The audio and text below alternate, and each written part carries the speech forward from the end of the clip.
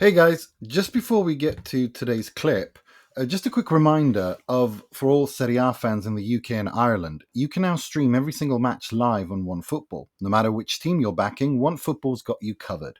You can watch via the OneFootball app on your phone or connected TVs from Apple TV, Google TV, Samsung, LG, and Fire TV, or on the website tv.onefootball. And what's even better is that you can choose how you watch it.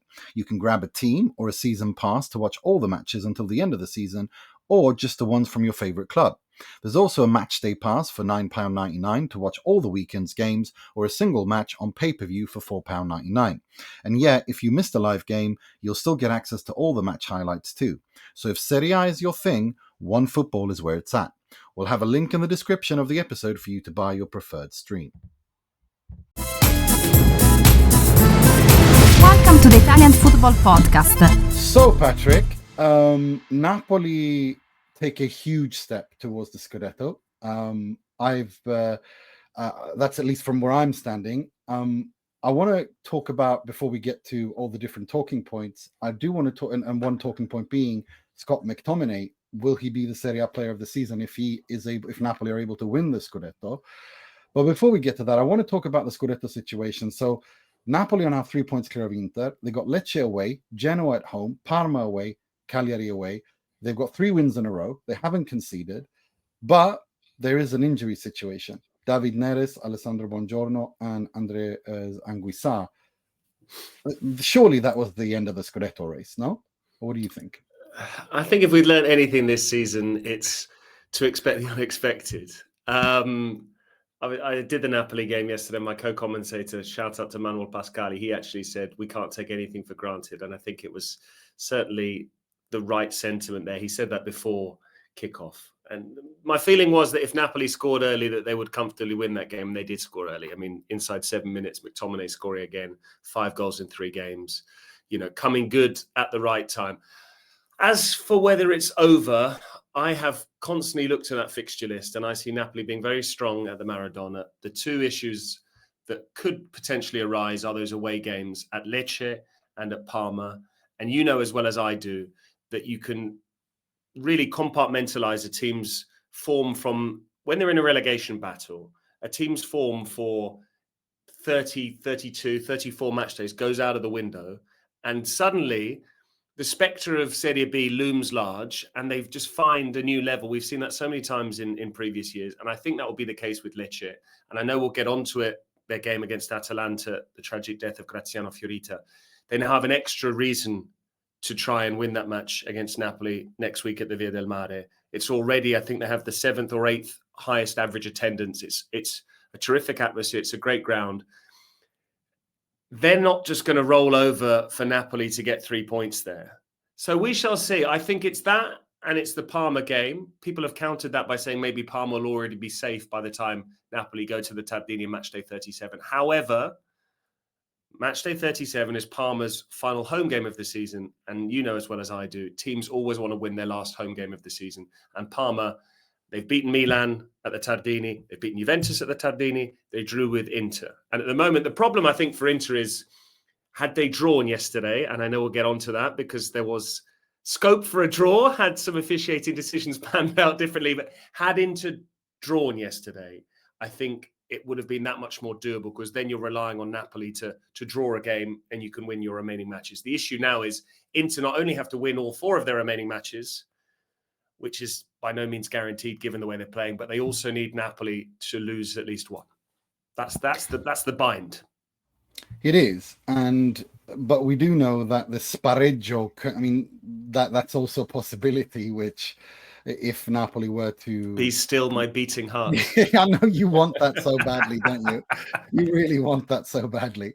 I don't. I think 64 matches for Inter a season is quite enough, as it is between the Champions League and all that. Even if they don't go through the final 8. But regardless, I mean, before we get to the actual Torino game, I want to pick your brain a little bit on that.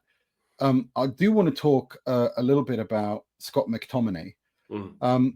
Look, we've discussed on the pod here did Man United make a mistake or not selling him? How much of it is Antonio Conte being once again able to get the best out of a player in a system?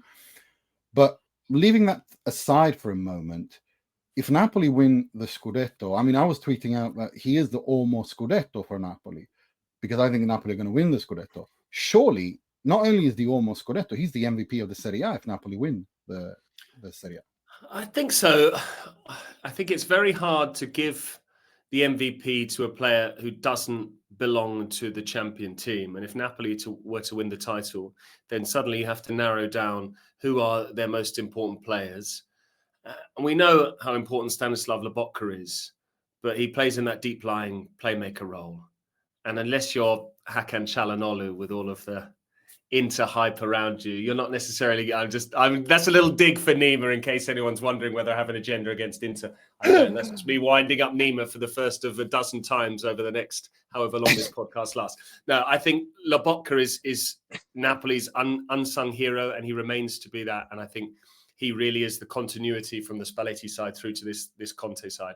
But what I would say is you're looking at Politano, Di Lorenzo, Lukaku, McTominay. It's those players really for me, the ones that have played week in, week out. Buongiorno's been injured. Zombongisa's been excellent as well. He's another possible candidate. But I think it's very close between Lukaku and McTominay. Now, you've got a dozen goals for Lukaku plus those 10 assists, more than anyone else in Serie A. And McTominay's now up to 11 goals in Serie A. I think because of the impact, because he's new to the league, you would have to give it to McTominay in a very similar way to the way that Kvaratskhelia won the most valuable player when Napoli previously won the title. There was a lot of talk of Osimhen getting it.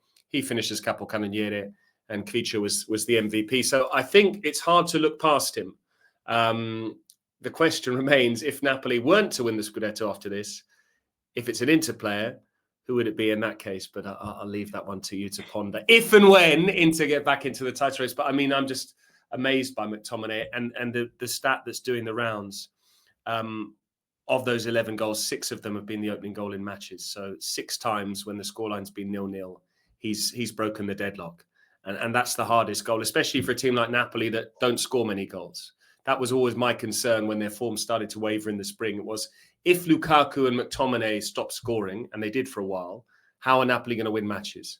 Well, McTominay started scoring again. They've won 3 in a row without conceding, and all of a sudden they're 3 clear. Yeah, that's pretty much where I am as well. I still think that I think he has to be the MVP. If Napoli win the Scudetto, and given, like you said, the decisive goals, I think you can actually make a shout for Anguissa just because of how well he's played. But if we're talking just strict numbers, Lukaku and McTominay are the reason for this. 10 assists, 12 goals, yes, some penalties, but regardless, it's double figures, and you spread it out like that. And then you have McTominay, who, again, he scores important goals. And he scores these first goals, or like you said, and decisive goals. In Italy, they talk about how many goals you score per firmare punti and stuff like that. Yeah. He is definitely up there. So I think he has to be the MVP if Napoli win it, or when, I should say, Napoli win it. It won't be at Lecce. It won't be at Lecce. Thank goodness. Yeah, the reason I said that is partly also because the cinematic view of that. It's Italian football is nothing if not cinema. And Antonio Lecce returning to hometown, Antonio Conte returning to his hometown of Lecce against the fans who hate him because he left them for Bari. That would have been so cinematic, wouldn't it? Well, and again, that's another factor that will play into Lecce's motivation next Saturday as well. You mentioned Manchester United there, Nima. Can we not say that two things are true? Do we have to be so black and white? No, we don't. We absolutely don't. I hate that. I think it was the right move from him. He said that he was pigeonholed in a wrong position with Manchester United, playing in part of that double pivot 4-2-3-1 alongside Fred. He's always said, I'm a number 8. I'm a goal-scoring midfielder. That's always been my game. I'm not a defensive midfielder. And I think you're right. Conte's system is huge, because I was looking at the numbers yesterday. Zombongi has played 126 times in Serie A. He has 9 goals in the league. 6 of them have come this season. He had 3 Serie A goals in just under 100 appearances before this season. Conte comes in and he's trebled his output in terms of goals. So there's something to be said for that. And I think, the way they play with Lobotka sitting and those others given license to roam, and Lukaku spending so much of his game with his back to goal, and then players running beyond him.